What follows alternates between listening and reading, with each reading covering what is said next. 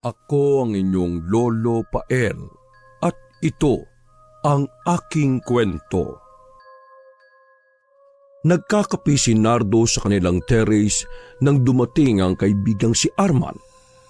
Katuwang niya ang kaibigan sa gawain sa malawak nilang lupain, kagaya ng pagsasaka, pag-aani ng mga prutas at gulay hanggang sa pagbebenta at pagdadala ng mga ito sa kanilang mga suki sa iba't ibang lugar. Tuwing umaga ay hinihintay ni Nardo ang kaibigan at sabay silang pumupunta sa taniman para bantayan ng mga taong inuupahan para magtrabaho roon. Hoy, mukhang nakasalo ka na ng biyaya ah.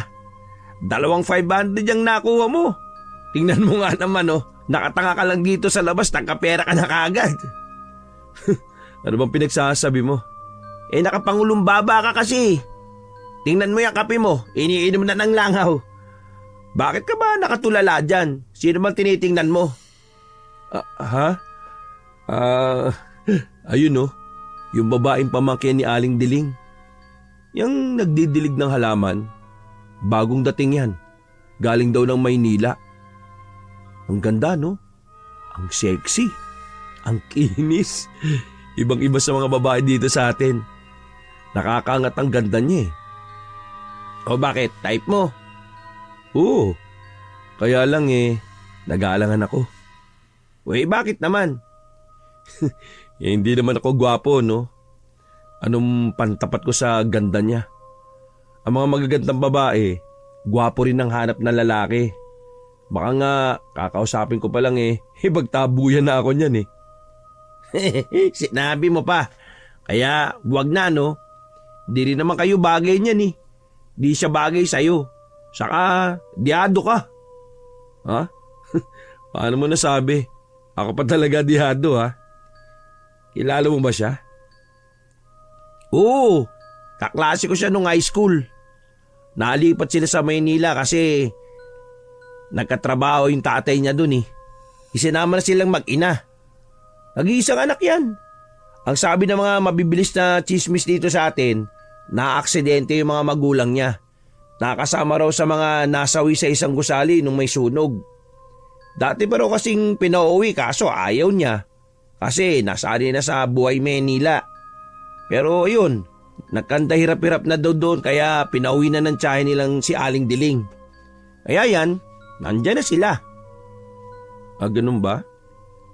Kawawa naman pala Anong kawawa? Baka sabihin mo karma niya yan. Karma? Bakit naman siya kakarmahin? May nagawa ba siyang masama sa kapwa? Ikaw talaga judgmental ka kaklase mo lang siya nung high school pero hindi ibig sabihin na kilala mo na yung buong pagkatao niya. Ikaw sama mo Hindi karma niya talaga yan. Masama kasi ugali niyan Mata pobre. Kahit di naman sila mayaman. Maldita, masungit, mukhang pera. Ang dami niya maliligaw dati kasi nga maganda siya. Pero wala siyang sinasagot kasi mas mahirap pa raw sa daga ang buhay nila. Ang gusto niyang lalaki, yung maraming pera at may aahon siya sa hirap. Gusto niya kasing magbuhay rin Yung hihiga na lang sa salapi. Uy, grabe ka High school pa kayo noon. For sure nagbago na siya. Ilang taon na rin yung lumipas Kung masama ugali niyan, hindi siya kukup-kupin ng kamag-anak. Yan ang akala mo. Parang hindi mo kilala yung kapitbahay mong si Aling Diling Katapat pa nga ng bahay mo yung matandang yan, di ba? Maraming galit dyan kasi masama ang ugali. Pareho sila ng ugali ni Annalisa. Annalisa? Annalisa pala pangalan niya. Oo. Kaya kung babae na lang din ang hanap mo, kahit sino, wag lang si Annalisa, Alam ko liko ng bitukan yan. Kung gusto mo talagang magka-girlfriend na, may irereto ko sa'yo. Pareho kayo, mabait, masipag, saka hindi materialistic. Magkakasundo kayo nun. Sino? Si Mabel, yung kababata mo. Naku naman Arman Ilang beses ko namang sinasabi sa'yo na hindi ko siya gusto. Tama ka naman sa lahat ng magagandang katangian niya Kaya lang, hindi mo may pipilit na gawing girlfriend ang hindi ko talaga magugustuhan. Sorry talaga ha. Kung may feelings naman ako sa kanya kahit konti, why not? Kaso wala eh. Ewan ko nga rin ba kung bakit hindi ko magustuhan yung Mabel na yun. Mabait naman siya sa akin saka maganda rin naman. O tapos si Annalisa nakadarating lang, nagustuhan mo kaagad? Nakto, huwag talaga pre. Number 1 akong tututol sa inyo. Maghihirap ka dyan. Kilalang kilala mo talaga ha. Kaya mo na, di rin naman ako mapapansin yan eh. O tara na nga, umalis na nga tayo. Baka nasa farm na yung mga tao. Kapag tinanghali tayo mag-uuwian ng mga yon. O kaya magsisiupo lang. Alam mo naman sila, kailangan bantayan. Parang mga pako, kailangan pukpukin ng martilyo para bumaon. Tama. O tara na. Maghapon sila sa taniman at nang umuwi ay magkahiwalay na ang magkaibigan. Pagdating ni Nardo sa kanila ay saktong naabutan niya si Annalisa na nagdidilig ng mga halaman ni Aling Diling. Sinadya niyang iginarahe ang kanyang motor sa gilid ng daan kung saan ay masasabuyan siya ng tubig ng dalaga. Paraan niya ito upang makausap ang babae. Ay, bakit may tubig? Nabasa tuloy ako. Ay naku, may tao pala dyan. Dali-daling lumabas ang babae at tinagilap ang nabasa niya ng tubig. Pagkakita kay Nardo ay kaagad na nagsalubong ang kilay nito. Bakit kasi diyan ka nagpark? Bakit hindi doon sa kabilang gilid? Alam mong may nagdidilig dito ng halaman eh. Umara-hara ka pa dyan. Tapos ako sisisihin mo? Sorry miss. Nakasanayan ko kasing dito ihinto para madali ipasok sa gate eh. Bubuksan ko kasi yung gate. Dati kasi walang nagdidilig ng halaman dyan kapag ganitong oras. Ngayon pala meron na. Ay nako, wag ako no. Alam kong diskarte mo yan. Tapos makikipagkilala ka. Che, mulis ka na nga dyan, abala. Kahit sinungitan siya ng babae ay napangiti pa rin si Nardo dahilan para lalo itong maghalit sa kanya. Anong ngiti-ngiti mo dyan? Wala. Ang cute mo kasi magalit eh. Sorry ulit ha. Ipapasok ko na itong motor ko sa malawak naming bakuran na may mas malalaki at mas magagandang halaman. Itatabi ko dun sa mga kotse. Tapos puntahan mo na yung amo mo at baka ipalinis sa'yo yung kotse nila. Feeling amo, boy lang naman dyan sa bahay na yan. Che. Lalong napatawa si Nardo pero hindi na niya ipinakita sa babae. Sinundan pa niya ito ng tingin ng pumasok sa loob ng bakuran ng bahay ni Aling Diling. Pagkapasok niya ng motor, sinipat pa niya ang babae pero dahil sa mga nagtataasang halaman na hindi na natitrim ay hindi niya makita si Annalisa. Kaya napagpasyahan niya na putulan ng mga halaman na yun. Abala siya sa ginagawa ng mahagip ng mata niya si Annalisa na napatingin sa kanya. Nginitian niya ito at sinadya pang ipakita ang malalalim niyang dimple sa magkabilang pisngi. Pero tinaasan lang siya ng kilay ng babae at sinenyasan pang magtrabaho ng maayos. Iniisip niya talagang isa lang akong boy dito ha. Sa bagay, di ko naman siya masisisi. Sa itsura ko kasing to sa pormahan ko, hindi naman talaga ako halatang mayaman eh. Mukha talaga akong boy o driver. Pero nakakatuwa Ang cute niyang asarin. Kinabukasan, maagang nagising si Nardo. Maaga siyang tumambay sa terrace. Inaabangan niya uli ang pagdidilig ng halaman ni Annalisa. Nang makita niyang palabas na ito ng bahay, inayos niya ang pagkakaupo at nagkunwaring nagkakapilang. Panaka-naka niyang tinitingnan ng babae habang nagdidilig ng halaman. Dahil hindi naman siya nito pinapansin, sinigawan niya na ito para makuha ang atensyon. Hoy, malulunod na yan. Hindi ganyan ang tamang pagdidilig, no? Bakit mo? Marunong ka pa. Dati ka bang halaman? Hindi. Dati akong bubuyog. Kapag ganyan kasi ang pagdidilig, natatapon ng nektar, kaya wala ako nakukuha. Hindi na siya kinibo ng babae, sa halipay dinligan pa nito ang halaman mula daon hanggang puno. At ipinakita pa sa kanya na nalulunod na ang halaman sa dami ng tubig na inilalagay nito. Napatawa naman si Nardo sa inesta ng babae. Lalo siyang natuwa rito. Mula noon ay paulit-ulit na niyang inaasar si Annalisa para lang mapansin siya nito. Isang hapon, sumama sa kanya si Arman sa pag-uwi ng bahay dahil nag-aya ang kaibigan na mag-shot ng isang bote. Bago sila pumasok ng bahay ay saktong nakita ni Nardo si Annalisa na naglalakad sa kalsada pauwi ng bahay. Hoy, sungit! Mukhang galing sa palengke ah. Oh, ano naman? Mukhang namili siya ng panghapunan ah. Marunong siya magluto. Astig! Hindi lahat ng marunong magluto masarap ang niluluto, no? Sigurado ko, ang sinigang niya, mapagkakamalan mong nilaga. Ay nako, tayo na nga sa loob. Oo, sandali lang, hintayin mo ko. Hindi kumpleto ang araw ko kapag hindi ko siya nabubwisit eh. Ah, talaga? Nakakausap na pala kayo? Nang-aasaran ka mo. Doon nagsisimula yun, di ba? Sa asaran hanggang sa ma-develop. Nako po, wag mong palalimin ang nararamdaman mo. Ako na nagsasabi sa iyo, pre. Masasaktan ka lang. Palapit pa lang ang babae sa kanila ay salubog na agad ang kilay nito. Pagtapat nito sa kanila ay kaagad na umiwas. Hinablot naman ni Nardo ang upo mula sa dalambuslo ni Annalisa pagkatapos ay inasar uli ang babae. Alam mo, hindi sinasama ang upo sa sinigang. Puro pansigang kasi ang binili mo tapos may upo. Mukhang kahit sa pagluluto sablay ka rin ah. Gusto mo turuan kita? Alam mo kung bakit ko binili ang upo na yan? Panghampas ko sa iyo. Akin na nga yan. May bisita ako ngayon kaya huwag kang magulo ha.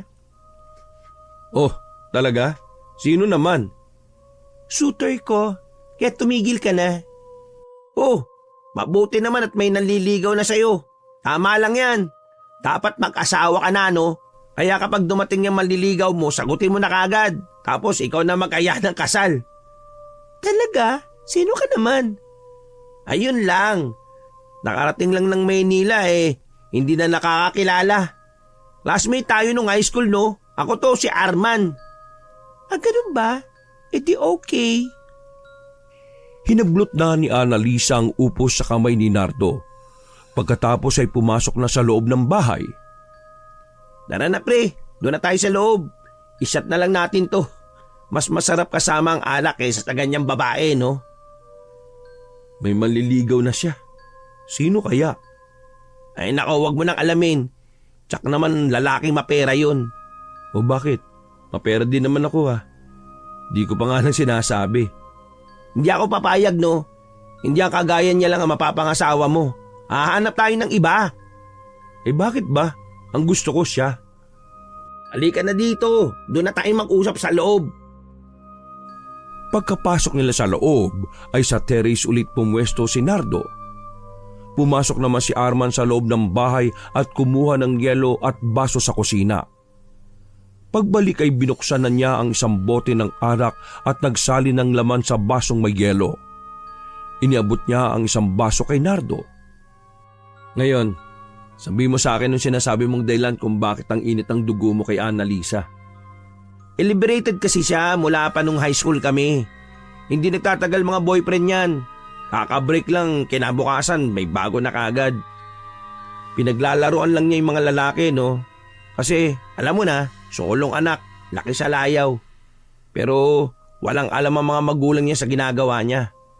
Busy kasi sa trabaho mga magulang yan. At para mapunan nila yung kakulangan sa kanya, dinadaan na lang nila sa material na bagay. Lahat ng luho nakukuha niyan. Kaya hindi siya noon nagnonobyo ng mahirap. Kasi ang tingin niya sa kanila, sobrang liit lang. Ito naman mga lalaki na may pera, nililigawan lang siya kasi, alam mo na, liberated. Madaling pasagutin, madaling ayain sa kung saan. Alam mo na kung saan, madaling bumigay, ganon. Oh, paano mo naman nasabi? Baka puro chismis lang yan ha.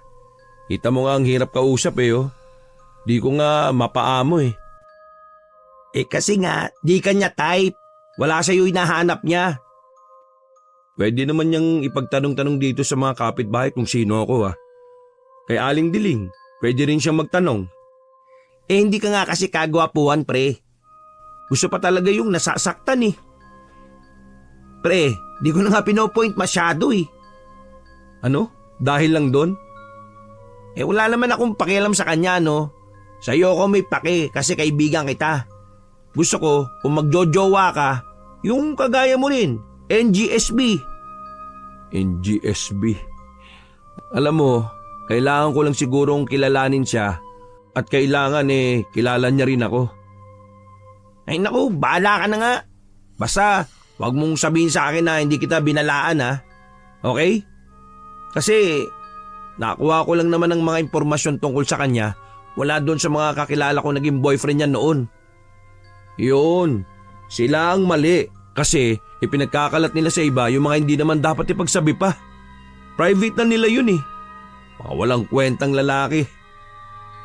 Bago pa sila magkainitang dalawa, inibanan ni Norma ng usapan. Pero maya-maya may humintong kotse sa tapat ng bahay ni Aling Diling.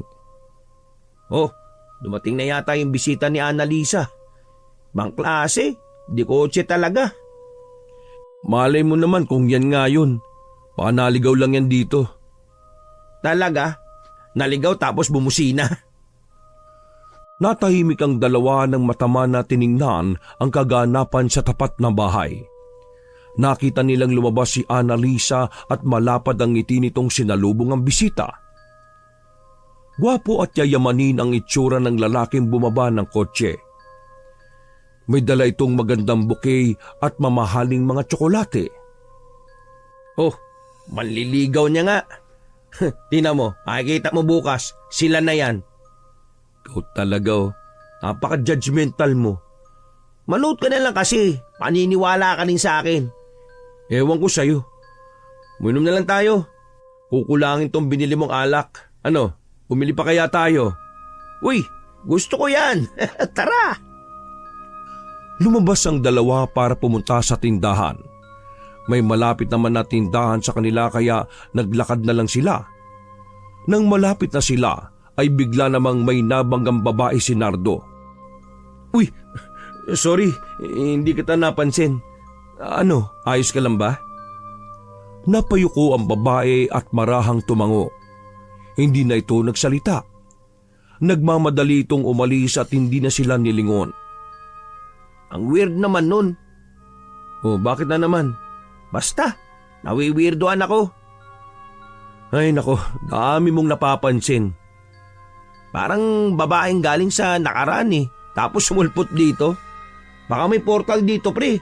Hanapin natin. Alam mo, mas weirdo ka. Kung hindi liberated ang pinagdidiskitahan mo, yung makaluma naman. Ano bang hanap mo sa babae? Normal lang.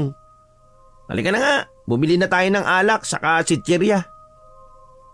Pagkabili nila ay kaagad ding umuwi. Nagbibiruan pa sila habang naglalakad.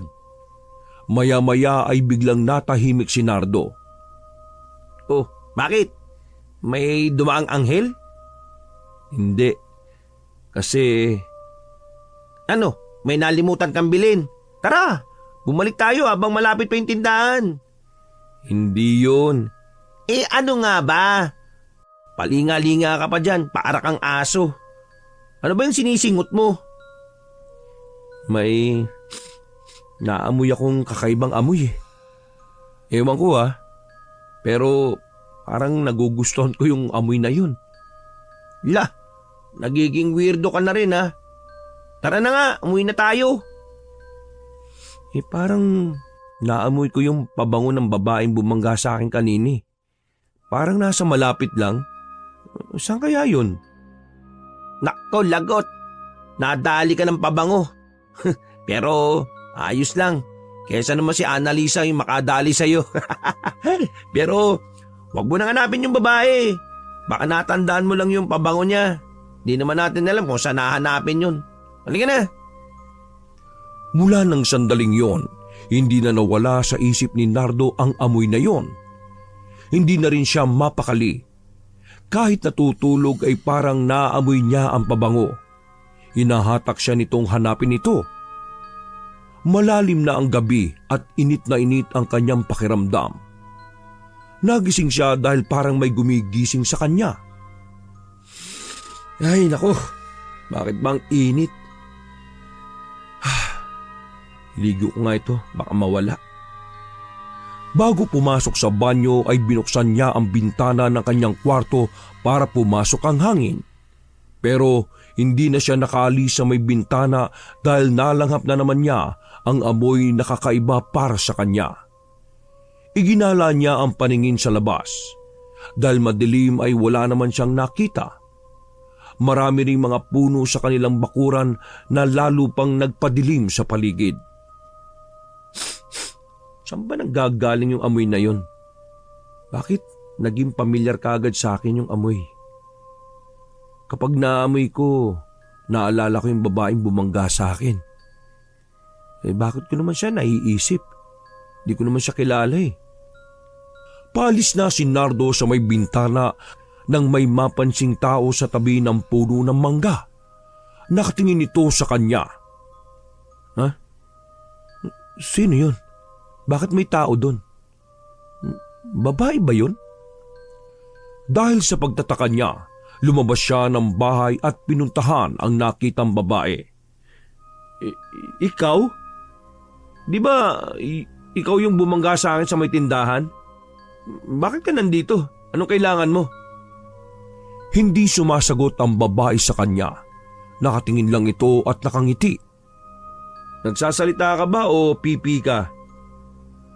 Nakailang tanong na si Nardo pero hindi pa rin nagsasalita ang babae.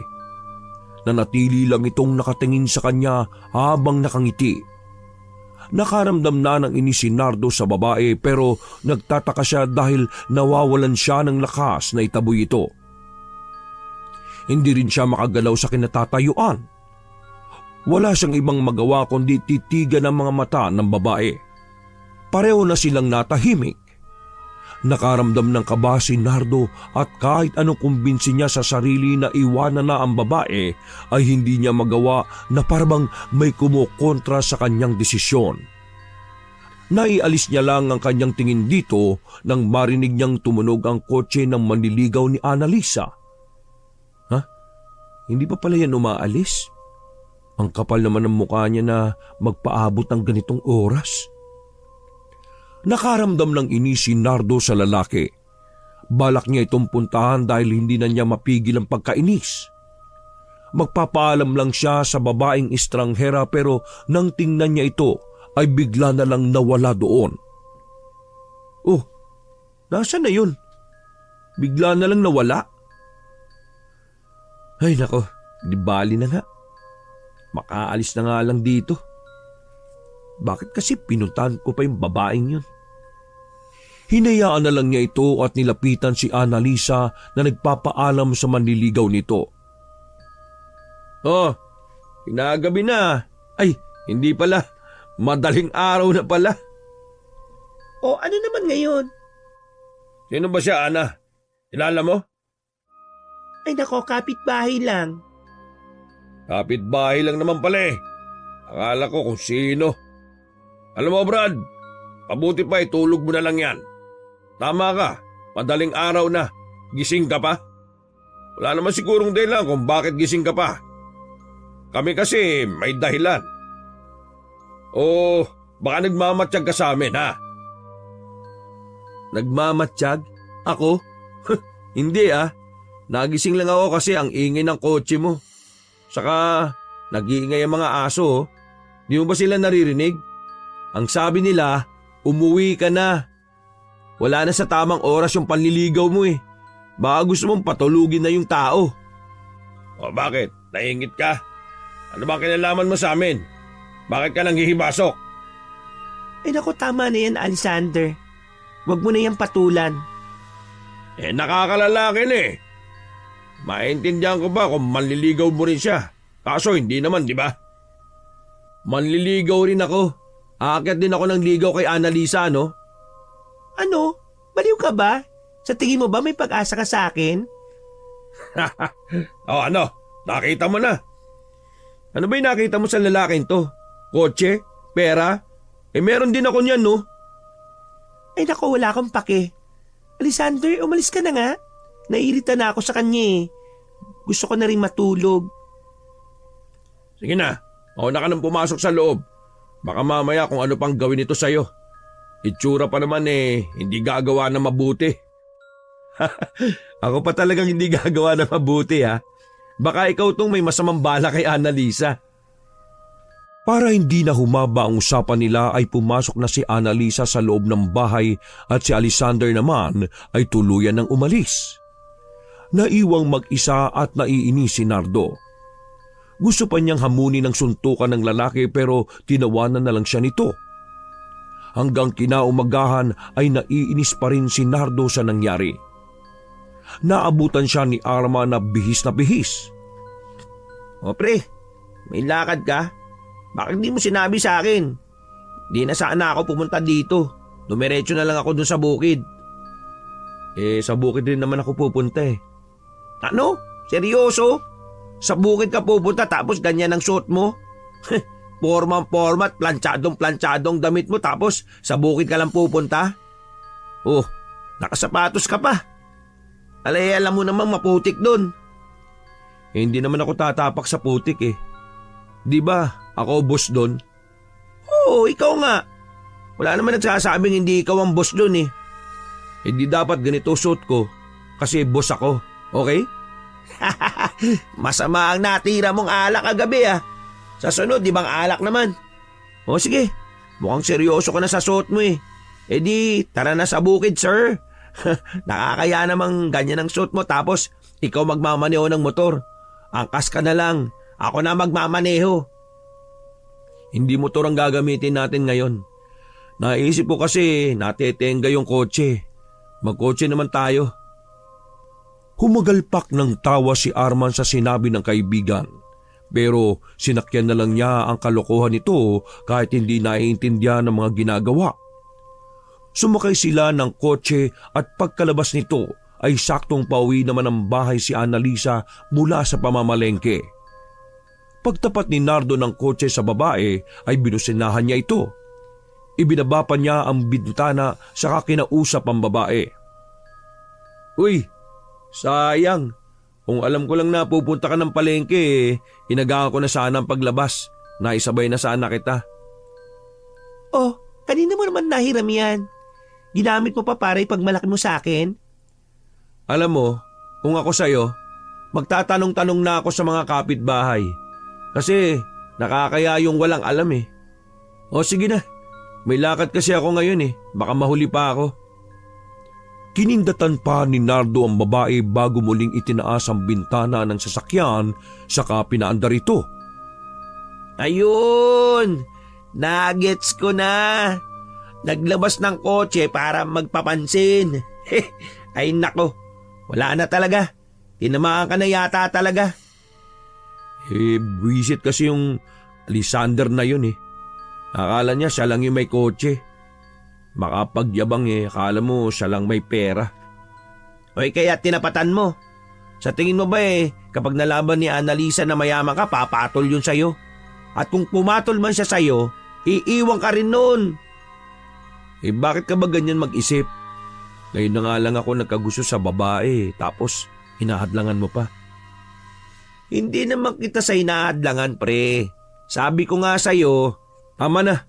Kung ano man ang problema ni Annalisa, hayaan mong ako na makatuklas nun, okay? Okay, fine.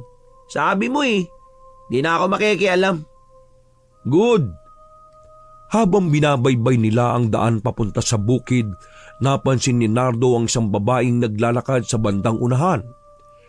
Bigla na lang siyang nakaramdam ng kakaiba. Likod pa lang ng babae ay nakilala na niya ito. Biglang kumabog ang kanyang dibdib at nakaramdam na siya ng pagkabalisa. Nang tumapat ang sasakyan sa babae, inihinto niya ito at ibinaba ang bintana. Miss, sabi ko na nga ba, ikaw na naman yan eh. Oh, saan ka pupunta? Sumakay ka na, ihatid na kita. Hindi na hinintay ni Nardo na sumagot ang babae. Bumaba siya ng sasakyan para pagbuksan ng pinto ang babae. Huwag ka na mahiya. O sige na, sumakay ka na. Pinilit niya ang babae na sumakay sa kotse niya. Pagkatapos ay bumalik siya uli sa driver's seat at pinaandar ang sasakyan. Oh, sino naman yan? Kilala mo? Nakakalimutan mo na ba? Siya yung babaeng nabangga ko sa may tindahan. Ha? Siya ba yun? Ang bilis mo naman siyang matandaan. Oo nga, nakakapagtaka nga eh. Pati pabango niya natandaan ko. Panay ang sulyap ni Nardo sa rearview mirror ng kanyang kotse para tingnan ng babaeng nakaupo sa likuran. Napapangiti siya kapag nakikita ito. May kung ano siyang nararamdaman dito na hindi niya may paliwanag. Hey, miss. Ako pala si Arman. Tapos, ito si Nardo, yung kaibigan ko. Saan ka ba nakatira? Anong pangalan mo? Sa kauna-unahang pagkakataon ay sumagot ang babae. Lalong lumakas ang kaba ni Nardo. Hindi niya alam kung kakaiba ang nararamdaman niya sa babae. Hindi magawang iiwas ang kanyang tingin dito.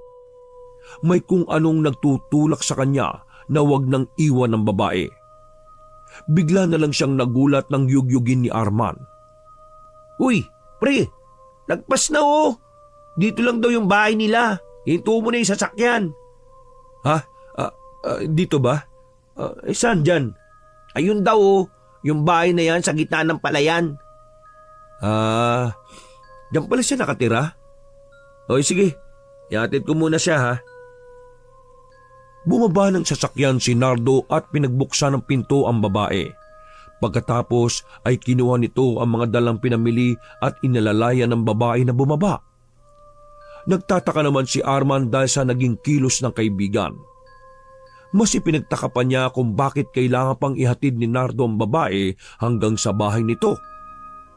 Hoy pre, bakit ka sumama sa kanya? Bumalik ka na nga dito. Mauna ka na sa farm. Susunod na lang ako. Dalhin mo na yung kotse. Marunong ka namang magmaneho niyan, di ba? Teka sandali. Uy, seryoso ka ba?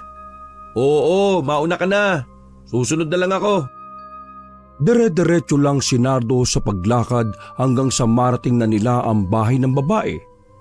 Nagmano pa siya sa magulang ng babae pagkatapos ay pinapasok na sila sa loob ng bahay. Ipinaglabas siya ng merienda at kinausap pa siya ng magulang ng babae. Ano nga ulit ang pangalan mo, iho? Nardo po. Tama nga ang anak kong si Hadria. Mabait ka nga. Nakikita sa aura mo. Po? Huwag ka mag-alala. Mabait din naman ang anak kong yan. Hindi ka magkakaproblema sa kanya.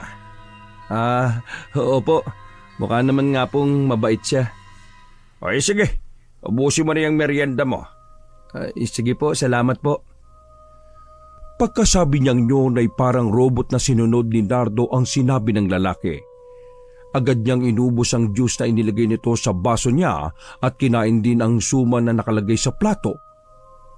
May bahagi ng utak niya na kumukontra sa mga ginagawa niya pero hindi niya maintindihan kung bakit iba ang kanyang nararamdaman. Gusto niya lang sumunod sa mga sinasabi ng mga ito. Kahit nalilito siya ay wala siyang magawa kung hindi ang sundin lang ang kanyang nararamdaman. Nabigla siya ng tanungin ng nanay ni Hadria. Tinanong nito kung isasama na ba niya ang anak nila. Kaagad siyang napatingin kay Hadria na nakaupo lang sa kabilang upuan. Nakangiti lang ito sa kanya. Titig na titig siya sa mga mata nitong nangungusap. Sa tuwing tinitingnan niya ang babae ay parabang nakakaintindihan na sila. Hindi siya makatanggi sa kung ano ang inuutos nito na hindi naman niya naririnig. Opo, kung gusto po niyang sumama sa akin, wala naman pong masama eh. Pwede ko na po ba siyang maiuwi? Kung talagang nagmamahalan kayong dalawa, sino ba naman kami para hadlangan pa kayo? Nasa tamang edad na kayo. Alam na ninyo ang dapat gawin. Ang hangad lang namin maging masaya kayong dalawa. Pero sana, Huwag mong sasaktan ang anak namin, ha? Ay, nako po, hindi po ako nananakit ng babae. Mabuti naman. Nakikita ko namang mabuti kang bata. Ipagkakatiwala na namin sa iyo ang anak namin, ha? Ikaw nang bahala sa kanya. Sige po, salamat po ng marami. Nang araw ding iyon, isinama na ni Nardo ang babae sa kanilang bahay. Tinulungan pa niya itong ayusin ang mga gamit ito sa kanyang kwarto. Pagkatapos ay nagpunta siya sa kusina para magluto ng kanilang pagkain. Habang naghihiwa ng mga gulay ay nagtataka siya sa mga nangyayari. Ano ba yun? Bakit ganun? Ano ba nangyari? Naiuwi ko siya dito sa bahay ng ganun lang? Hindi man lang nagalit yung magulang niya? Saka, bakit sumama sa akin dito? Ano naman ang gagawin niya dito sa bahay? Bakit siya dito titira? Ay nako, ang gulo naman no. Habang nagsasalitang mag-isa ay natigilan siya nang lumapit ang babae at tinanong kung ano ang problema. Ha? Wala. Iniisip ko lang kasi kung kumakain ka ba ng pinakbit. Baka kasi ayaw mo nito papalitan ko na lang. Iba na lang ang lulutuin ko. Ngumiti sa kanya ang babae at kinuha ang hawak niyang kutsilyo. Sinabihan siya nito na siya na ang magluluto sa kanilang pagkain. Sinabihan din siyang huwag tatanggap ng pagkain o inumin mula sa ibang tao kapag hindi niya pinayagan. Ha? Oy sige. Yun lang naman pala Wala namang problema doon. Naghahapunan na sila nang dumating si Arman. Dire-diretso itong pumunta sa kusina habang nagsasalita ng malakas. Pre, langya ka. Sabi mo susunod ka sa farm. Tapos hindi ka naman sumunod. Pinagtatawan ng tuloy ako dun dahil sa dala kong kotse. Mukha akong tanga dun. Ano ba nangyari? Bakit hindi ka tumuloy? Ano ba nangyari sa babaeng hinatid mo? Natigilan si Arman nang makita silang sabay na kumakain sa kusina. Bakit nandito siya?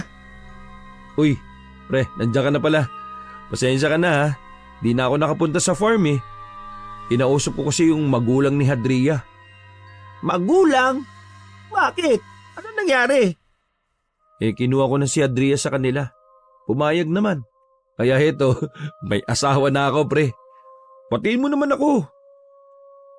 Namilog ang mata ni Arman nang marinig ang sinabi ng kaibigan. Dali-dali niyang hinila si Nardo at inilayo muna sa babae. Sa kanya ito kinausap. Napapaliw ka na ba? Kailan mo lang siya nakilala, di ba? Nasabi mo na ba ito sa magulang mo? Magagalit yun. Ano ka ba pre? Nasa hustong edad na ako para mag-asawa no? Kailangan ko pa ba yung pagpayag ng mga magulang ko? Ilang beses na nga nila ako pinagtatabuyan na mag-asawa ni. Kaya sigurado matutuwa yung kapag nalaman nila na may asawa na ako.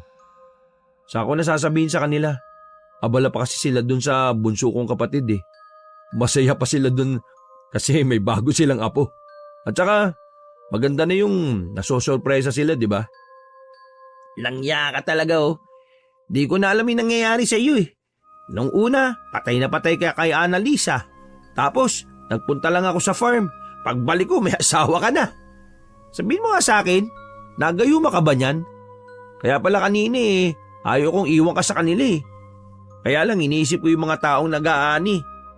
Pero dapat pala ikaw ang inalala ko.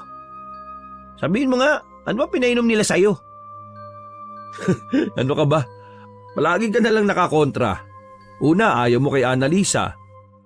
Ayaw mo rin kay Hadria. Ikaw na lang kaya asawahin ko. Baka nga may gusto ka sa akin kaya ka nagkakaganyan Uy, hindi naman sa ayaw ko sa kanya Kaso, pabigla-bigla ka ng desisyon Oy sige, sinong gusto mo mapangasawa ko? Si Annalisa o si Hadria? Hindi na nakakibo si Arman sa tanong ni Nardo. Napasabunot na lang siya sa buhok.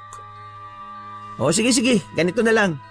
Dahil wala ka na sa tamang pag-iisip, ako na lang ang mag-iimbestiga sa kanya, pati sa pamilya niya. Tapos, kapag nakahanap ako ng butas, iwanan mo yan Naintindihan mo? Bahala ka nga sa buhay mo.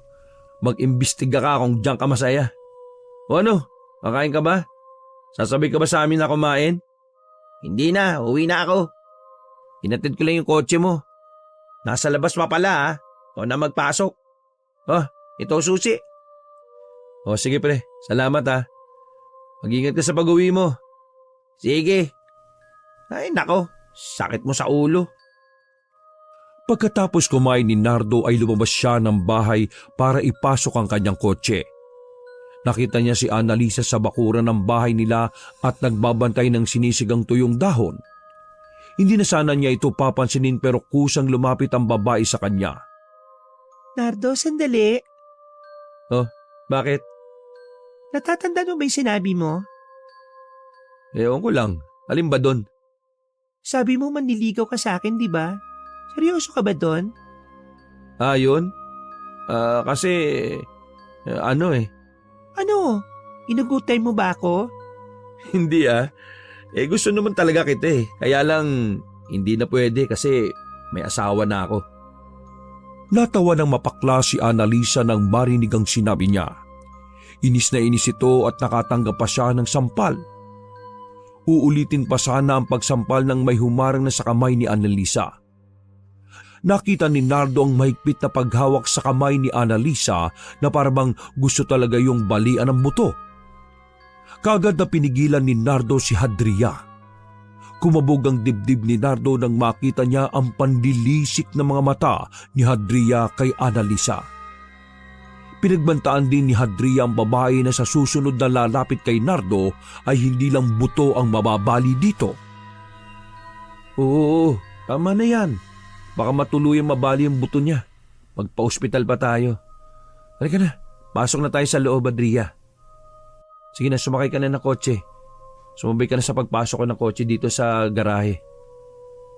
Siya ba yung sinasabi mong asawa? Ha? Oo. Kaya umiwas ka na ha. Kasi talaga nakakatakot siya eh. Oo, dapat ka nga matakot sa kanya. Hindi mo kilala ang sinamahan mo, no? Hindi na pinansin ni Nardo ang sinabi ni Annalisa.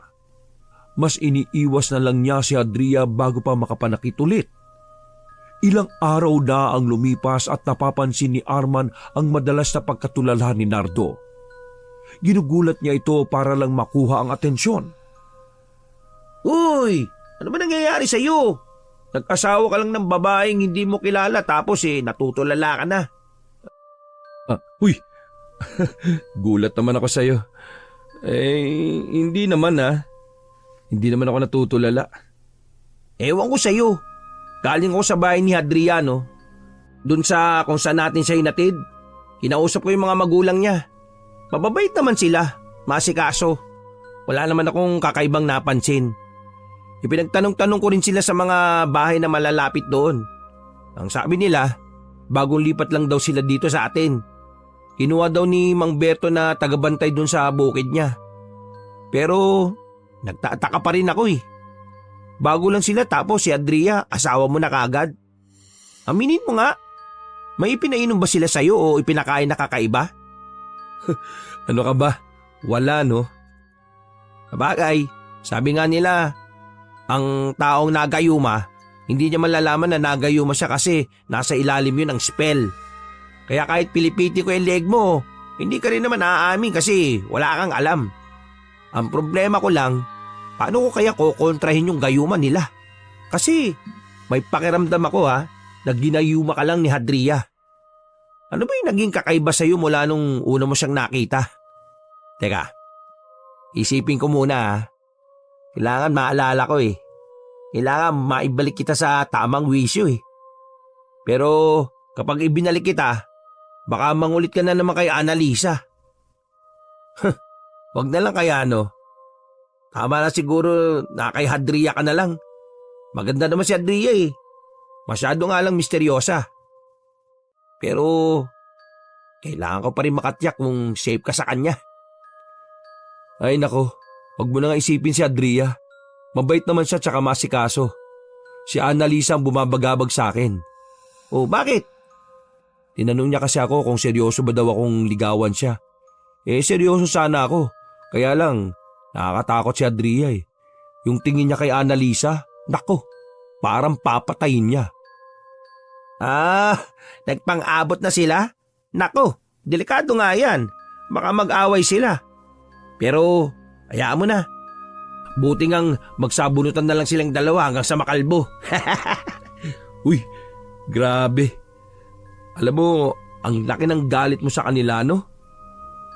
Tara, umuwi pala tayo ng maaga ngayon. Ha? Bakit? Sabi kasi ni Adria, magluluto daw siya ng masarap na merienda. Dapat daw umuwi ako ng maaga. Oh, merienda lang? Kailangan masunurin ka na? Oo, baka magalit yun . Ano naman kung magalit siya? Dapat alam niya na hindi kanya makokontrol kasi pinikot ka lang niya, no? Hindi nga kasi ako pinikot. Ang kulit mo naman, no? O edi, ginayo mo lang pala. Ay nako, bahala ka nga. Pero mamaya sumama ka sa akin, ha? Kumain ka rin ng niluto niya. Saka mo sabihin na ginayuma nga ako. Malay mo, baka nga may nilalagay siya sa kinakain ko. Oh, tama. Buti naisip mo yan. Paminsan-minsan gumagana rin pala ng matinuyang isip mo, no? Kagaya ng napag-usapan, maagang ang umuwi ang magkaibigan. Di pa sila nakakalapit sa bahay ay nakita na nilang nagwawala si Annalisa sa harap ng gate ng bahay ni Nardo. Oh, si Annalisa yun ah. Bakit siya sumisigaw dun? Ewan nga rin . Sino ba hinahanap niya? Pauwi pa lang naman ako. Di ba, nasa bahay mo si Adria? Baka nag-aaway sila. Ay, oo nga pala. Pagkalapit nila ay inihinto ni Nardo ang motor sa gilid ng kalsada. Pagkatapos ay bumaba silang magkaibigan at nilapitan si Annalisa na galit na sumisigaw. Uy, babaeng labanos! Bakit ka sumisigaw dyan? Ay naku Nardo, palabasin mo nga yung babae mo. Babae ko? Wala naman akong babae . Tangi, si Adria yung sinasabi niya. Ay, bakit pala? Tinan mo ito mga pimples ko sa muka. Nagagawa niya ito . Uy, masama yung ginagawa mo. Pinagbibintangan mo yung tao nang wala ka namang ebidensya ha.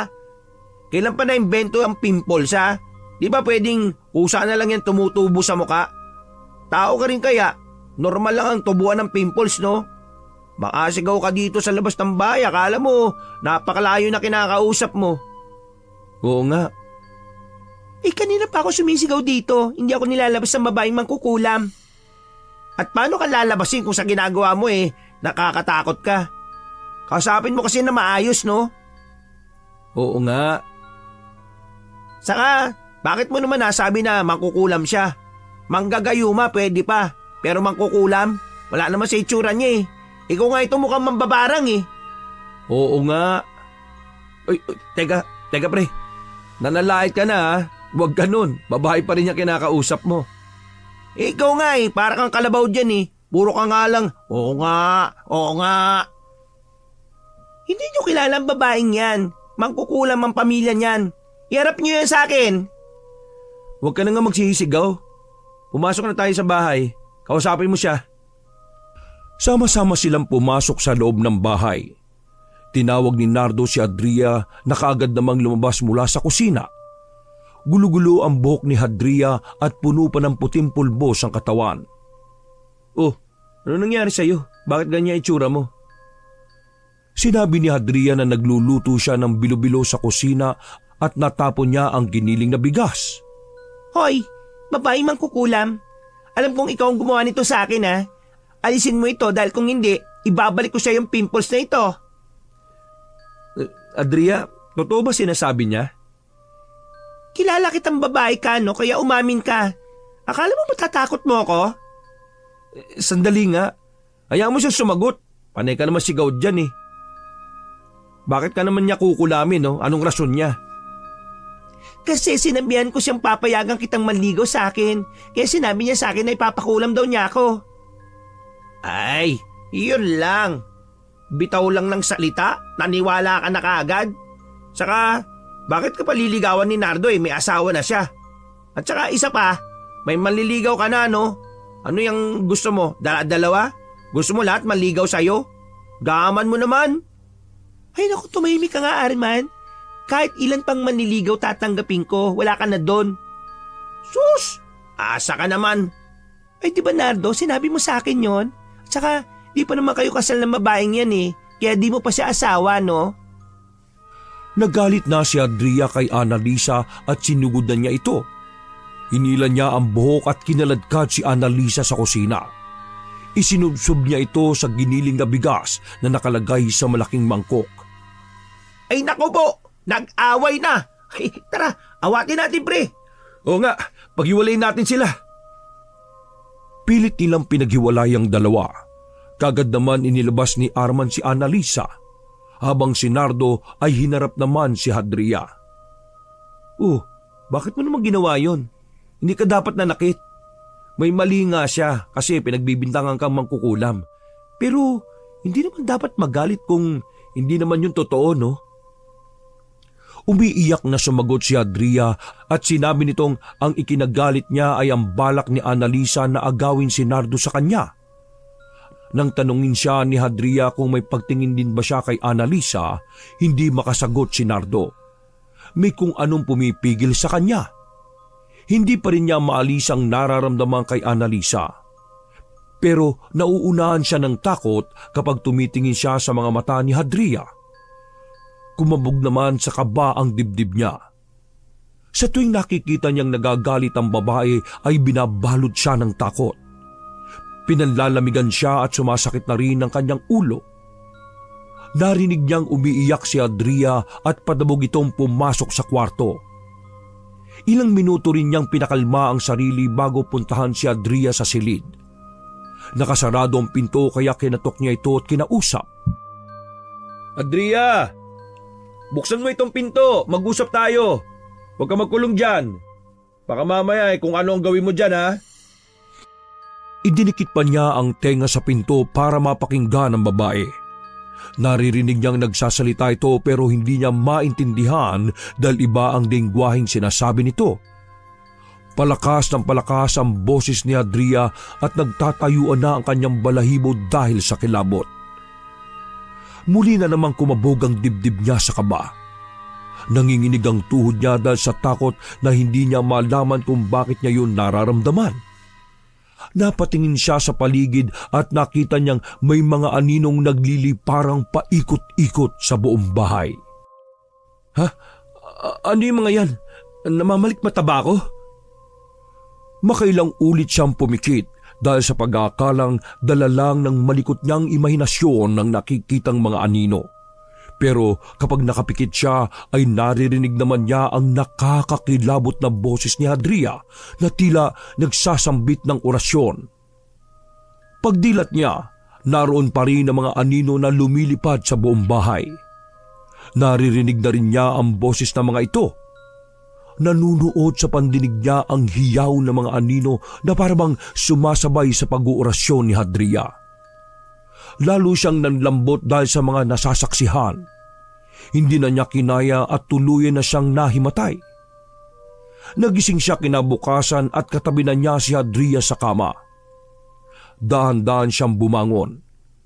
Ramdam pa rin niya ang sakit ng ulo pero wala na siyang maalala. Pumunta na lang siya sa kusina para makapagkape. Pagkatapos ay naligo. Paglabas niya ng banyo, nakita niyang nagluluto na ng almusal si Hadria. Sinabihan siya nito na kumain muna bago umalis. Oo sige. Pero may gamot ka ba dyan? Masakit kasi ang ulo ko eh. Parang kagabi pa ito. Hindi ko lang malaman kung bakit sumasakit. Sinabihan siya ni Hadria na ikukuha siya ng gamot pagkatapos siyang makapagluto. Naupo na lang siya sa tabi ng mesa at hinintay ang almusal. Nang matapos magluto si Hadria ay ipinaghain na siya nito saka umalis para kumuha ng gamot. Habang nag-aalmusal, nagtataka si Nardo dahil hindi pa dumarating ang kaibigang si Arman. Ay, bakit kaya wala pa siya? Hindi kaya siya sasabay sa akin ngayon?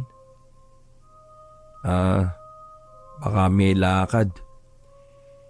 Iiwanan ko na lang nga siya. Sumunod na lang siya dun. Palis na ng bahay si Nardo pero wala pa rin ang kaibigan kaya ibinili na lang niya kay Hadria na pasunurin ito sa farm. Tanghali na at nagtataka na si Nardo dahil hindi pa rin dumarating ang kaibigan. Ipinagtanong-tanong niya ito sa mga tauhan pero pare-pareho ang sagot ng mga ito. Walang pasabi si Arman kung bakit hindi ito nakapunta. Bakit kaya? May importante kaya siyang nilakad? O baka may emergency? Di bale, dadaanan ko na lang siya sa kanila bago umuwi. Baka mamaya may sakit siya. Bago umuwi ay sakalang dumating si Arman. Humihingal pa ito nang lumapit. Oh, bakit ngayon ka lang? Saan ka pa galing? Di ka man lang nagsabi kung may lakad ka. Hindi ko pwedeng ipaalam kung saan ako nagpunta para maharang ni Hadria. O ano naman ang kinalaman niya sa lakad mo? Nag-usap kami ni Annalisa kagabi. Pinag-usapan namin si Hadria. Pre, mangkukulam nga yung pamilya niya. Sigurado ako na ginayuma ka niya. Ano ba yan, pre? Di pa rin tapos yung issue na yan? Galing ako sa lugar na sinabi na Annalisa na dating tinirhan ng pamilya ni Hadria. Ipinagtanong-tanong ko sila doon. Ang sabi nga ng mga taga ron, mangkukulam ang pamilya nila. Kaya sila umalis doon dahil nabisto na yung kanilang ginagawa. Alam kong hindi ka maniniwala sa akin, pre, kasi nasa ilalim ka pa ng kapangyarihan ni Hadria. Pero dumaan na rin ako sa albularyo at nanghingi ng pangontra. Kailangan mong isuot to, pre. Oo, ano ba yan? Kwintas, may dasal ito ng albularyo. Unti-unti raw nitong aalisin yung gayuma sa'yo. Kaya dali, isuot mo. Nako, mag-iingat ka sa kanya, pre, ha. Kapag sa tingin mo nasa panganib ka, alam mo naman ang bahay namin, puntahan mo lang kaagad ako. Teka. Naguguluhan talaga ako Ay, bahala na nga. Wala namang mawawala kung isusuot ko yung kwintas na ito. O sige, muwi na tayo. Sige, pre. Pero di na ako dadaan sa inyo, ha. O bakit? Pupuntahan ko si Annalisa. Ibibigay ko itong hinihingi niya. O ano naman yan? Pangontra din. Ay nako, bahala na nga kayong dalawa. Nakakampiyan na kayo ngayon. Dati naman ayaw mo sa kanya. Ngayon okay na kayo. Ayaw ko sa kanya para sa iyo. Pero mas ayaw ko namang makapag-asawa ka namang kukulam. Tara na nga. Bago pa sila makarating sa kanila, nakita nila si Annalisa na nasa gilid ng kalsada na parabang hinihintay talaga sila nito. Hinintuan ni Nardo ang babae dahil sinabihan siya ni Arman pagkatapos ay kinausap nila ito. Oh, bakit ka nandito? Saka bakit nakasweater ka pa? Ginaw na ginaw ka? Pwisit talaga yung babaeng yon. Palagay ko talagang kinulam niya ako Tingnan niyo namamanas na yung braso ko saka yung binti. Talaga? Patingin nga. Ew! Oo nga no. Ay nako, magpa-albularyo ka na para magkaalaman na. Mahirap magbintang. Baka mamaya ibang mangkukulam naman yung gumagawa sa iyo niyan, ha. Tapos ibinibintang mo kay Hadria. Ay nako, wala naman ako ibang nakaaway, no? Nasaan na ba yung pinahingi ko sa iyo sa albularyo? O eto, ipahid mo lang daw yan bago ka matulog. Hinintay mo pa talaga kami dito. Sabi ni tita kapag nalaman daw ng mangkukulam na kinokontra siya, mawawalan daw ng bisa ang pangontra. Ah, ganun pala yun? Paano pala itong kwintas ni Nardo? Kapag nalaman ni Hadria, di mawawalan din ito ng bisa. May alam ako mabisang pangontra. Ano? Isasama ko si Nardo. Aalis kami dito. Kailangan lang niyang maitawid sa dagat. Uy, itatanan mo kaibigan ko. Hindi pwede, no? Kung tawid dagat lang din naman, ako na lang gagawa nun. Ikaw, doon ka sa Alisander mo. Ang KJ mo. Oy, Nardo, mag-isip ka ha. Kapag nakapagpasya ka, puntahan mo lang ako. Ano? Inaaya mo ko magtanan? Nako, magagalit si Adriano. Gusto ko sana, kaya lang mas nakakatakot siya Grabe yung tumingin Sira ulo, papayag naman tong isang to. Wala nga talaga sa matinong pag-iisip to. Gusto sana kitang iuwi sa amin kaya lang sabi ng albularyo delikado. Pwede ka raw kasing patayin ni Hadria. Kaya ihatid muna kita sa kanya habang nag-iisip ako ng paraan paano kita itatakas. Ako nakaisip na nga ako, ayaw mo naman. Diyan na nga kayo, uuwi na ako. Hindi na dumaan si Arman sa bahay ni Nardo.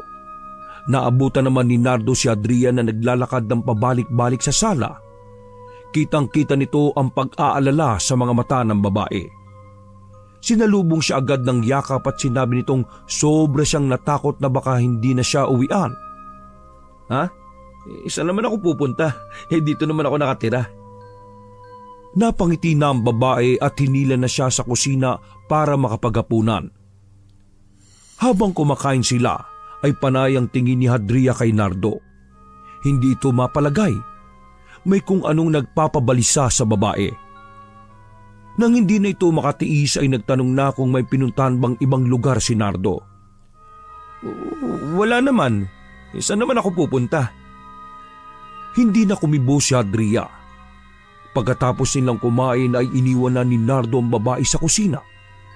Antok na antok siya na hindi niya maintindihan kung bakit. Pagkaligo ay dumiretso na siya sa kwarto para magpahinga. Naramdaman niya ang pagod at panlalambot. Kahihiga lang niya sa kama ay agad siyang nakatulog. Sobrang bigat ng katawan niya. Hindi niya alam kung natutulog na ba siya o dahil sa kakaibang pakiramdam ay katawan niya lang ang mabigat at ang isip niya ay gising pa rin. Maya-maya naramdaman niyang umiinit ang kwintas na suot niya. Parang napapaso ang kanyang dibdib. Parang baga ito na nakapatong sa dibdib niya. Pero hindi niya magawang alisin dahil hindi siya makakilos. Maya-maya ay may narinig na siyang mga tinig na sumisigaw. Matitinis ang boses ng mga ito. Pakiramdam niya ay nakapalibot yun sa kanya. Nanunuot sa kanyang pandinig ang mga tinig na yon. Nakaramdam na naman siya ng kilabot.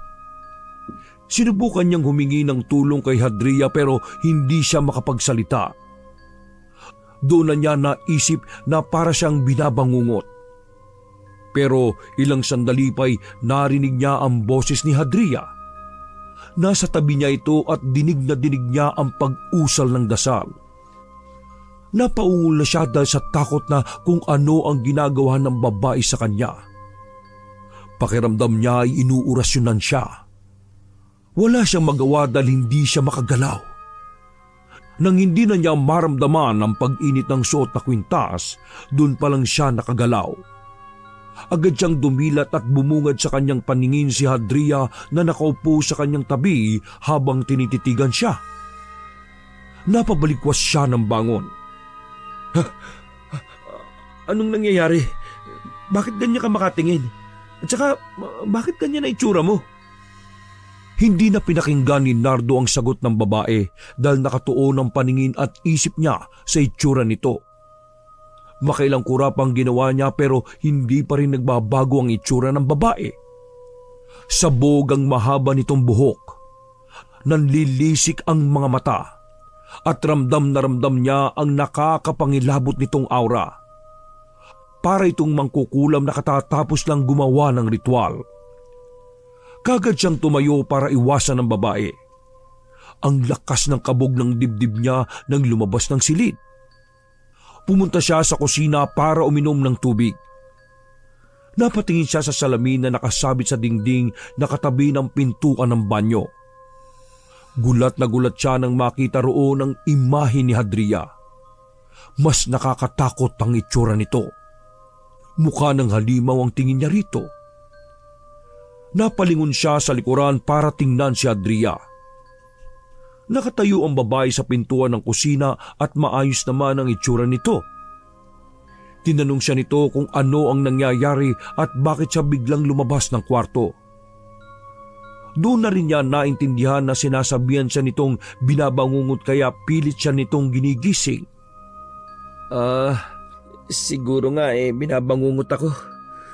Tapos natakot pa ako sa itsura mo nung nakita kita. Mukha ka kasing bruha eh. At saka, bakit ka ba titig na titig sa akin nun? Sinagot ni Hadria na hindi siya ang tinitingnan nito kung hindi ang suot na kwintas. Tinanong pa siya kung saan yun nanggaling. Pagkatapos ay sinabihan siyang hubarin yon. Ha? Hindi pwede. Bigay ito sa akin ni Arman eh. May sentimental value ito. Hindi ko pwedeng hubarin. Baka magalit siya. Umiwas na si Nardo kay Hadria para hindi na siya tanungin pa. Pero nang tumapat siya sa babae, hinawakan nito ang braso niya. Dinig na dinig ni Nardo ang bulong ng babae. Umusal ito ng orasyon na ibang lengguwahe. Pilit niyang inaalis ang pagkakahawak sa kanya at saka tuloy-tuloy na lumayo. Kumabog ulit ang takot sa kanyang dibdib at maya-maya ay naramdaman na naman niya ang pag-init ng kwintas. Hindi na niya yun makayanan kaya hinubad niya ito at itinapon. Ano ba klaseng kwintas yun? Bakit umiinit? Kusa ba yun nangyayari o baka kagagawan ni Hadria para hubarin ko? Wala na akong pangontra ngayon. Paano na? Napaitad siya nang marinig ang boses ni Hadria. Tinanong siya nito kung bakit kailangan niya ng pangontra at para saan ito. Ha? Wala. Sa ano lang yon, sa mga elemento. Kasi napaglalaroan daw ako ng mga hindi nakikita eh. Nilapitan ni Nardo ang kwintas. Dadamputin na niya ito nang biglang kinuha ni Hadria. Kitang-kita niya kung paano yung dinurog ng babae gamit lang ang kamay. Parang nadurog lang siya na namuong asin. Magsasalita pa sana siya pero naunahan na siya ni Hadria. Sinabi nitong hindi na niya kailangan ng proteksyon dahil siya na mismo ang magbibigay nun sa kanya. Hindi na siya nakapagsalita dahil naunahan na siya ng takot. Hindi na rin siya nakatulog kaya lutang ang isip niya nang pumunta sa farm. O pre, parang wala ka na naman sa sarili mo ah. Ano ba nangyari? Ewan ko ba pre, si Hadria kasi parang nakakatakot na. Ano? Paano nakakatakot? Basta, may mga ginagawa siyang nakakatakot. Nasaan yung kwintas mo? Dinurog niya pre. Ano? Imposible. Hindi niya yun mahawakan kasi sa oras na lapitan niya yun, mag-iinit ang kwintas. Yun ang senyalis na kailangan mo lumayo kasi nasa panganib ka. Mahawakan niya lang yun kapag hinubad mo. Kaya umiinit ang kwintas. Hinubad ko napapaso ako Nakto, iyari. Paano na yan? Hindi na tayo makakabalik sa albularyo kasi sabi niya, sa oras na mabisto ang pangontra na ibinigay niya, wala nang bisa ang mga susunod pa. Ganon? Paano yan?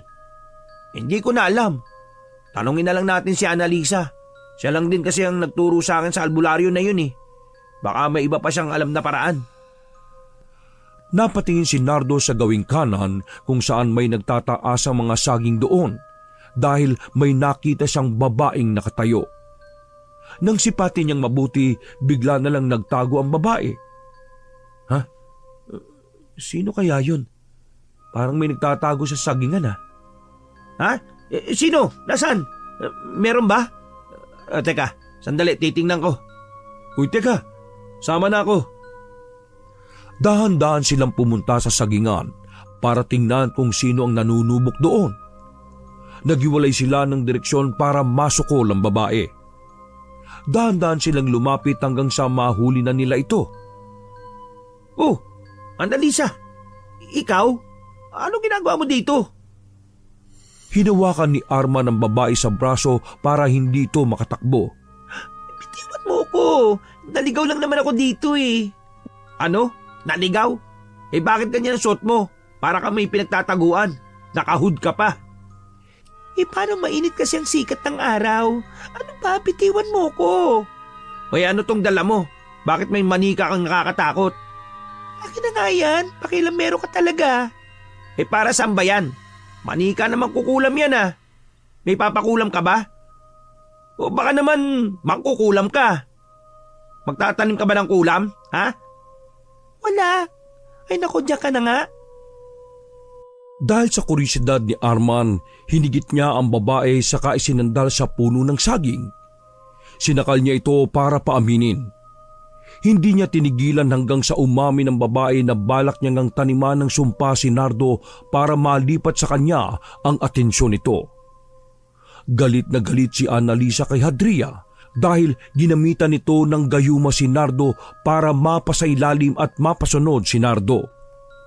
Nagsisisi si Annalisa dahil huli niya nang nalaman na mapera pala si Nardo, kaya naisip niyang agawin na lang ang lalaki sa pamamagitan din ng sumpa kagaya ng ginawa ni Hadria.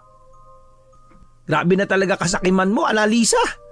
Makuha mo man si Nardo, pero kapag nalaman niya yung totoo mong ugali, iiwan ka rin niya. Nagawa mo pa talagang gumamit ng itim na mahika, ha? Makuha lang yung gusto mo. Sandali nga. Ikaw nagpakilala sa akin sa albularyo. Huwag mong sabihing kasabwat mo siya. Peking albularyo ba yun? Yung kwintas, ginamit mo rin ba yun para makuha si Nardo? Mabuti na lang pala natuklasan agad ni Hadria yung balak mo, kaya dinurog niya yung kwintas. Ano? Kaya pala hindi na tumatalab yung ginagawa namin dahil sa babaeng yon. Namumuro na talaga siya. Oy, bakit? Kilala mo ba talaga si Hadria? Ilang beses ko na napapansin na galit ka sa kanya. Kung makabawal ka na pagkatiwalaan siya, parang matagal mo na siyang kilala. Oo, kaibigan ko siya since high school. Kaya alam kong mangkukulam siya. At palagi na lang niyang kinokontra yung gusto ko. Uy, ano naman ang kinalaman ko sa problema niyong dalawa? Kung nakinig lang siya sa akin na ipaubaya ka niya, hindi sana ako magbabayad ng ibang mangkukulam para lang labanan siya. Kaso, ibinalik niya sa akin ang lahat ng orasyon. Buwisit talaga siya. Ibig sabihin mula umpisa, ikaw na ang may kagagawa ng lahat? Pati mga nangyayari sa yung sakit na yan, ikaw rin ang may gawa at ibinalik lang ni Hadria sa'yo? Napakasama mo talaga. Lahat na lang ba ng lalaking may pera gusto mong mapa sa'yo? O anong nangyari kay Alexander mo? Bakit hindi lang siya yung kulamin mo? Buwisit na yon, manloloko. Pamilyado na pala. Kaya pala. Kaya si Nardo naman ang tinatarget mo. Ay nako, Annalisa, magbago ka na ng buhay. Walang patutunguhan yung buhay mo kapag lahat dinadaan mo sa masasamang balak. Hindi madali ang pag-asenso at hindi mo yun makukuha sa ibang tao, no? Magsumikap ka. Huwag mo nga akong pangaralan. Hindi mo alam ang naging buhay ko. Oo nga, pero kung ano man ang nangyari sa'yo, huwag mong idadama yung kaibigan ko. Huwag mo siyang gagamitin sa kasakiman mo. Di mas mabuti pa palang mapunta siya kay Hadria kaysa naman sa'yo. Ay naku, umalis ka na nga. At huwag ka nang lalapit sa amin, ha. Dahil kung hindi, sasabihin ko kay Hadria na patayin ka na lang sa kulam. Pagkasabi noon na itinulak na ni Arman ang babae. Pagkatapos ay hinatak na niya si Nardo na natutulala na naman sa mga nangyayari. Litong-lito siya pero hindi niya alam ang gagawin. Nang makauwi na sila, dumaan si Arman sa bahay ni Nardo at kinausap ng masinsinan si Hadria. Alam na namin ang totoo, Hadria. Napaamin na namin si Annalisa kanina. Ngayon, ikaw naman ang tatanungin ko. Totoo bang ginayuan mo kaibigan ko? Ilang segundo ring nanahimik si Hadria bago ikwento ang lahat. Sinabi niyang mula nang dumating sila sa lugar na yon ay nagustuhan na niya si Nardo. Pero dahil sa madilim nilang katauhan, mas pinili niya na panoorin lang ang lalaki buhat sa malayo. Wala siyang balak na gawa nito ng masama. Pero nang malaman niyang nakagusto si Nardo kay Annalisa, mas sinigpitan niya ang pagbabantay. Ayaw niyang mapunta si Nardo sa kaibigan niyang pera lang ang habol sa lalaki. Labag man sa loob niya, ang panggagayuma lang ang naisip niyang paraan para ilayo si Nardo kay Annalisa. Pero nararamdaman niyang gumagawa ng itim na mahika si Annalisa para makuha si Nardo, kaya kinukontra niya ang mga yon at ibinabalik sa kaibigan. Hanggang kailan mo naman balak gawin yung mga yan? Kung talagang mahal mo ang kaibigan ko, alisin mo na ang mahika mo sa kanya at hayaan mo siyang mamilit magpasya kung ano talaga gusto niya. Hindi ka rin naman magiging masaya kapag ang taong mahal mo minamahal ka lang dahil kinokontrol mo siya. Tingnan mo siya ngayon, no? Wala na siya sa katinuan. Hindi naman siya dating ganyan, Para lang siyang manika na sumusunod sa amo niya. Dahil masigla siya noon, pero ngayon, lagi na lang siya nakatulala. Pwede ba? Ayusin mo na ito bago bumalik yung mga magulang ni Nardo. Kapag nalaman nila ito, hindi ko alam kung ano mangyayari sa'yo. Sabihin na nating pinoprotektahan mo lang ang kaibigan ko mula kay Annalisa pero mali yung paraan mo eh. Ako rin naman, ayaw kong si Annalisa maging nobya ni Nardo. Pero ang huling desisyon, nasa kanya kasi. Tumango na lang si Adria sa mga sinabi ni Arman. Tumulo pa ang luha niya dahil alam niyang kapag inalis niya ang gayuma, mawawala na rin si Nardo sa kanya. Pero sa kabila nun, nangako si Adria kay Arman na itatama na niya ang kanyang nagawa. Para sa ikabubuti ni Nardo. Kinabukasan, nang gumising si Nardo, siya na lang mag-isa ang nasa bahay. Hinanap niya si Adria sa buong bahay pati sa bakuran pero hindi na niya ito nakita. Nang dumating si Arman, kaagad niya itong tinanong. Pre, nakita mo ba si Adria? O bakit mo naman siya tinatanong? Di ba kayo yung magkasama dito sa bahay? Gumising kasi ako, wala na siya. Mabuti naman. Anong mabuti dun? Iniwan na ako ng asawa ko, pre. Hindi mo naman yun asawa, pre. Kung umalis siya, dahil yun sa tamang desisyon niya. Hindi, pre. Samahan mo ko. Baka umuwi lang yun sa kanila. Ano bang nagawa ko? Bakit siya umalis? Nagalit ba siya sa akin? Bakit? Ano? Balak mong sundan? Bakit? Hindi pa rin ba naalis yung gayuma niya sa'yo? Ano bang gayuma yung sinasabi mo dyan? Tara na! Baka mamaya tuluyan na yung mawala. Dali-daling lumabas ng bahay si Nardo at sumunod naman si Arman nakakamot-kamot lang sa ulo. Mabilis na pinatakbo ni Nardo ang motor para mabilis na makarating sa bahay ni Hadria. Pero pagdating nila doon, wala ng tao sa bahay. Iniwan itong nakatiwangwang. Pre, umalis na sila. Saan ko sila hanapin? Paano na to? Hayaan mo na. Kung nakatanda na naman kayo magkikita pa rin kayo. Pinuntahan din ni Nardo si Annalisa para itanong kung saan pwedeng pumunta ang kaibigan nito, pero ang tiyahin na lang ang naabutan sa bahay. Sinabi ni Aling Diling na lumuwas na raw ang pamangkin sa Maynila at hindi na ito nagpapigil pa. Nakakainis naman oh. Bakit ganun? Nagugustuhan ko na si Adria Nawala pa. Kasalanan ko ba yun? Sabi ko lang naman alisin yung gayuma sa'yo Hindi ko naman sinabi na magpakalayo-layo siya. Bakit kasi ang hilig-hilig nila sa ganun? Yung kapag nabubuko na sa ginagawa aalis at magtatago. Ay nako, hayaan mo na yun pre. Di ka rin naman bagay sa mangkukulam na family. Hayaan mo, maghanap na lang tayo ng mga babae. Lumayo-layo rin tayo sa lugar na ito para makahanap tayo ng para sa atin.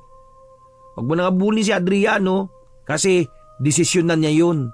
Okay? Alam mo mabuti pa, inom na lang tayo. Ay, kasalanan mo yata to pre. Bakit na naman? Kasi panay kahad lang. Minsan naisip ko na tuloy. Baka mamaya ayaw mo talaga ako makapag-asawa Baka mamaya ikaw ang gusto mo mapangasawa ko Sira ulo. Ako na nga itong nagmamalasakit, ako pa itong masama. O sige, mula ngayon bahala ka na sa buhay mo. Ito naman, bilis magtampo. Ganyan ba talaga kapag nabibisto? Sira ulo. Naku, makauwi na nga lang. Uy, walang uwian, magiinom pa tayo. Sama mo ko no, broken ako ngayon. Kasalanan mo to kaya maglasing tayo. Ay nako, sige na nga. Basta libre mo Kailan ka ba naglabas ng pera? Mas mapera ka naman kasi. Kaya huwag ka nang umangal no, tara na, doon tayo sa tindahan. Bilhin natin lahat ng alak nila tapos ubusin natin ngayong gabi. O sige, sabi mo yan Nagpakalasing ang dalawa hanggang sa makatulog. Kinabukasan, gumising silang parehong masakit ang ulo at katawan. Kaya hindi sila nakapunta sa farm at natulog na lang sila buong araw. Wakas! Ako